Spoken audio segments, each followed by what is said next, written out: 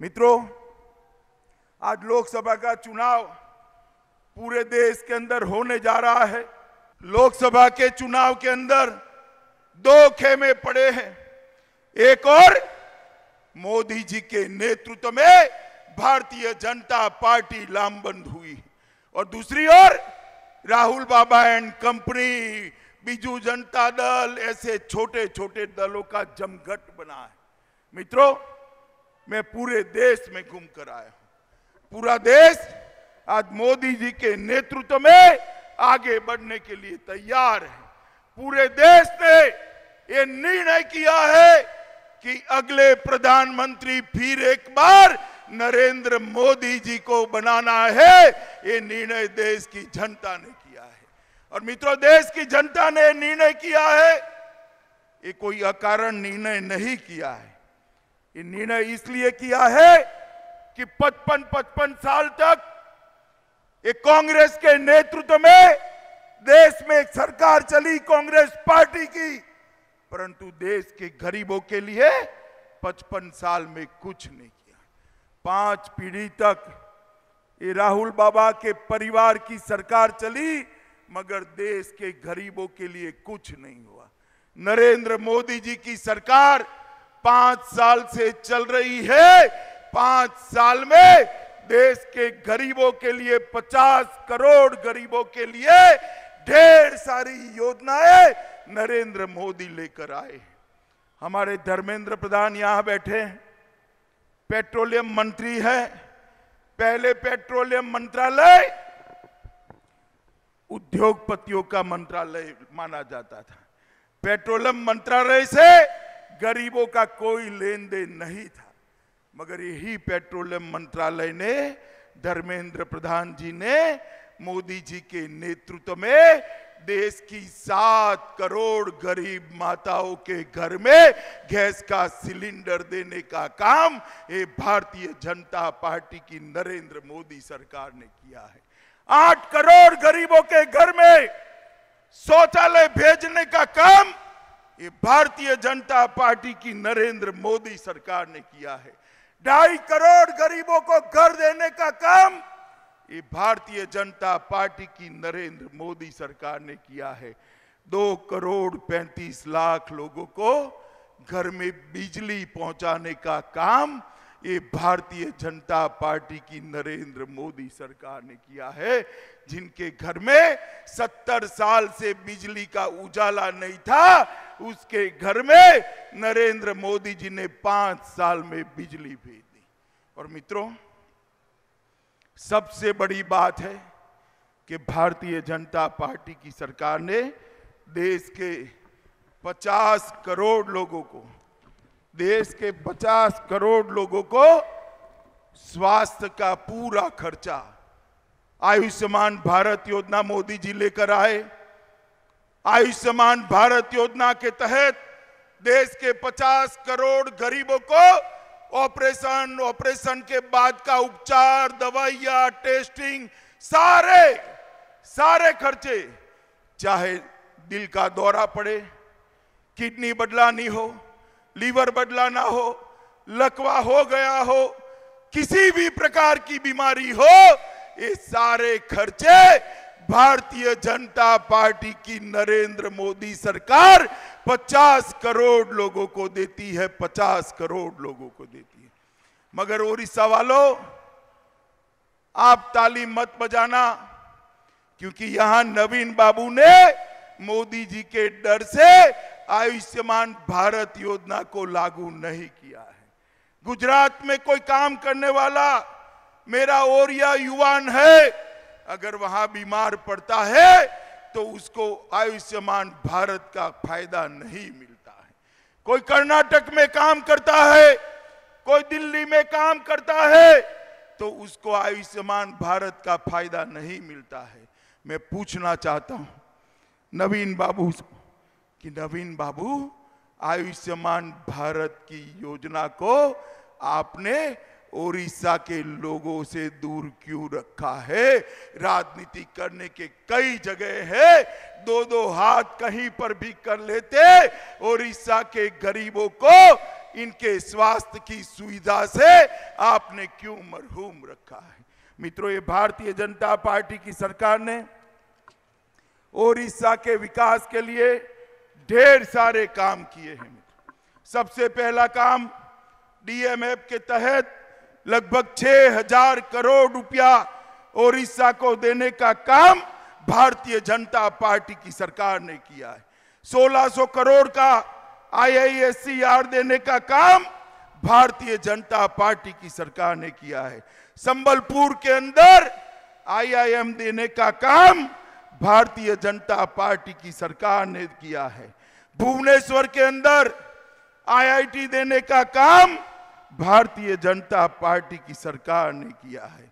भुवनेश्वर में नई ESIC की अस्पताल, आधुनिक अस्पताल खोलने का काम ये भारतीय जनता पार्टी की नरेंद्र मोदी सरकार ने किया है। और लगभग हजारों करोड़ रुपया नए रोड बनाने के लिए दिए हैं। और संबलपुर, बरगढ़, पानीकोली, रेमुइली और भुवनेश्वर पुरी को 4 लेन और 6 लेन में बदलने का काम भी भारतीय जनता पार्टी की सरकार ने किया है। एक multi modal logistic park Jharsuguda में, बालासोर, हल्दिया, दुर्गापुर LPG पाइपलाइन बन चुकी है। ओडिशा में नया हवाई अड्डा खोलने का काम झारसुगुड़ा में भारतीय जनता पार्टी की सरकार ने किया है। और कुल मिलाकर देखे तो हजारों करोड़ रुपए के काम भारतीय जनता पार्टी की सरकार ने किया है। और पाइका विद्रोह पर आज तक के कांग्रेस पार्टी ने कुछ नहीं किया था।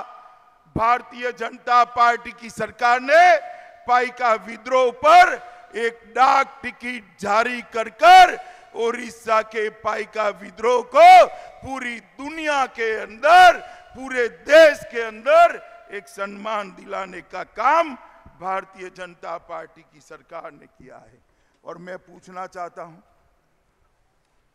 नवीन बाबू की सरकार 20 साल से चलती है या नहीं चलती है? आप लोग बताओ भैया, 20 साल से नवीन बाबू को ओडिशा की जनता ने सरकार चलाने का मौका दिया है या नहीं दिया है? जरा जोर से बोलो, दिया है या नहीं दिया है? आज भी ओडिशा के 35% लोगों के घर में पीने का पानी नहीं है।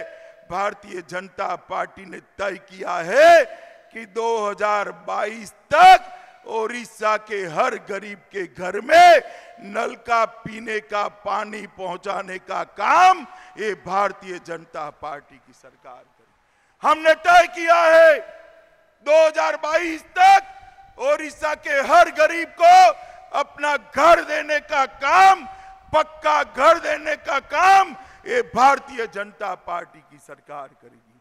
हमने तय किया है 2022 तक ओडिशा के हर गरीब के घर में बिजली पहुंचाने का काम ये भारतीय जनता पार्टी की सरकार करेगी। और मित्रों, ये ओडिशा की जो भूमि है, ये इतनी भूमि के नीचे इतना खनिज पड़ा है, शायद पूरे देश में सबसे समृद्ध कोई राज्य है तो ये मेरा ओडिशा है। इतना खनिज इस भूमि के नीचे पड़ा है।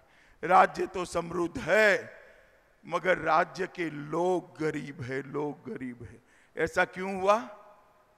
इसकी जांच के लिए जस्टिस MB शाह कमीशन बनाया गया और जस्टिस MB शाह कमीशन ने बताया ये गरीबों की मालिकी के खनिज को उद्योगपतियों को 2 रुपये 3 रुपये में कोड़ियों के दाम बेचकर ये नवीन बाबू की सरकार ने जबरदस्त मोटा भ्रष्टाचार करने का काम किया है। मित्रों, आज मैं आप लोगों के सामने कहना चाहता हूं, नवीन बाबू की सरकार है, कुछ नहीं कर रही है। भारतीय जनता पार्टी की सरकार बनेगी। मैं आपको वादा देने आया हूं, जिन्होंने खदानों के अंदर भ्रष्टाचार किया है वो सारे लोगों को चून चून कर जेल की सलाखों के पीछे भेजने का काम ये भारतीय जनता पार्टी की सरकार करेगी। मित्रों, चिट फंड घोटाला, हजारों करोड़ रुपया ओडिशा के गरीब लोगों के गाढ़े पसीने की कमाई ये चिट फंड वाले खा गए हैं और बीजू जनता दल के नेता और ये बाबू मिली भगत से चिट फंड वालों को बचा रहे हैं। मित्रों, एक बार ओडिशा में कमल निशान की सरकार बना दीजिए 90 दिन में। कितने दिन में? जरा जोर से बोले, कितने दिन में? ये 90 दिन के अंदर चिट फंड के सारे गुनेगारों को जेल की सलाखों के पीछे डालने का काम ये भारतीय जनता पार्टी की सरकार।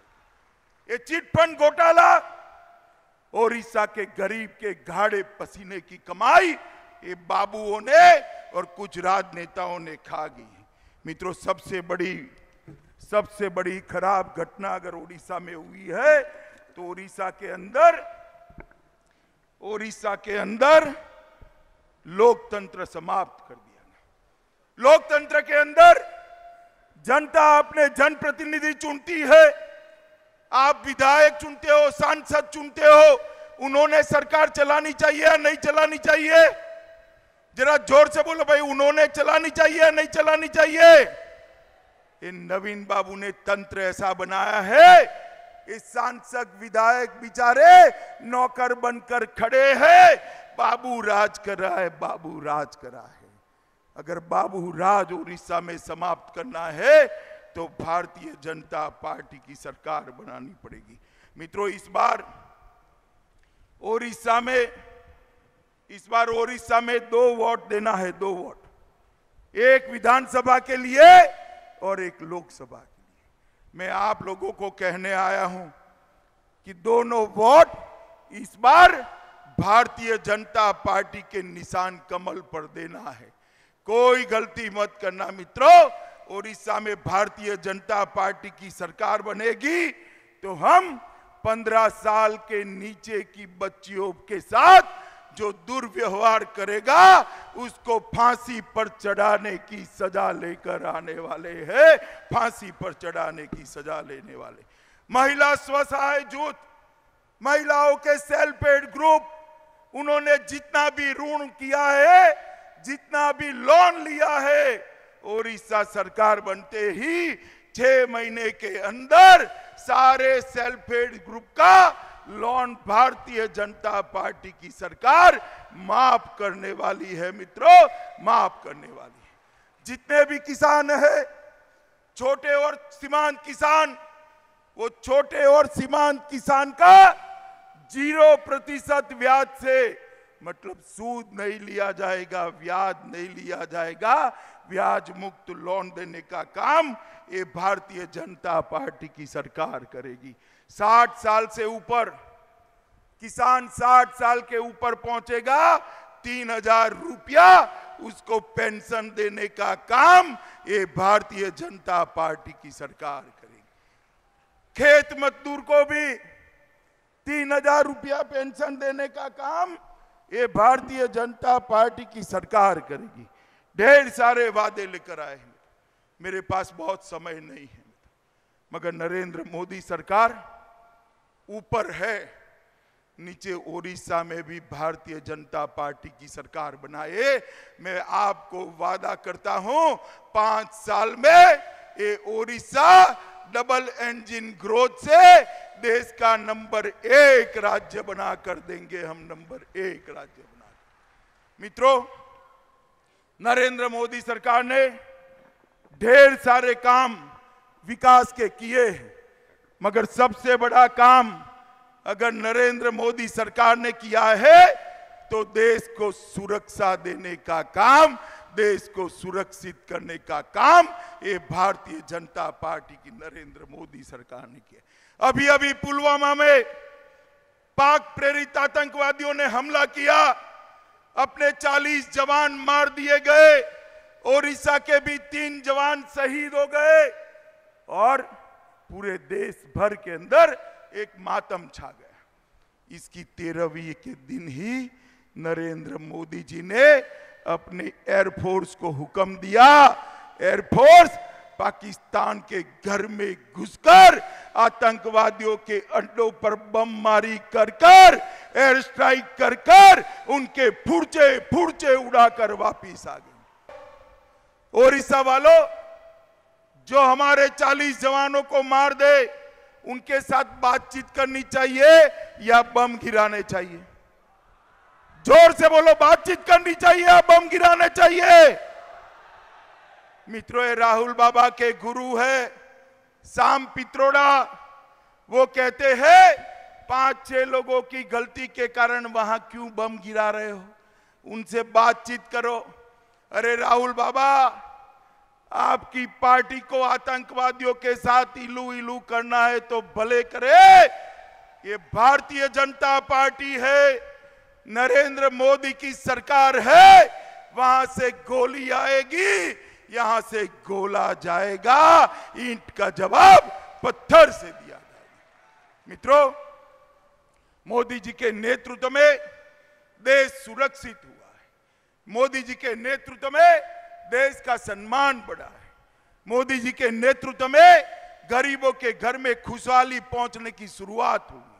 मोदी जी के नेतृत्व में भ्रष्टाचार समाप्त हुआ है। मगर ओडिशा के अंदर आपने कई सालों तक कांग्रेस को मौका दिया या नहीं दिया? बताओ भैया, जरा बोलो, दिया या नहीं दिया? 19 साल से नवीन बाबू को दिया या नहीं दिया? एक 5 साल मोदी जी को दे दो, 5 साल में ओडिशा को हम देश का नंबर 1 राज्य बनाकर ओडिशा को विकसित राज्य बनाएंगे। मुझे बताओ भाइयों, ऊपर नीचे दोनों जगह कमल के निशान पर बटन दबाएंगे क्या? जरा जोर से बोलो, दबाएंगे? विधायक सांसद दोनों भाजपा के जिताएंगे? ओडिशा में कमल की सरकार बनाएंगे? मोदी जी को फिर से प्रधानमंत्री बनाएंगे? आतंकवाद को मुंह तोड़ जवाब देंगे? पाकिस्तान को मुंह तोड़ जवाब देंगे? तो मेरे साथ दोनों हाथ उठाइए, परिवर्तन के संकल्प का मुट्ठी बींचे। मैं बोलूंगा फिर एक बार, आप बोलोगे मोदी सरकार। फिर एक बार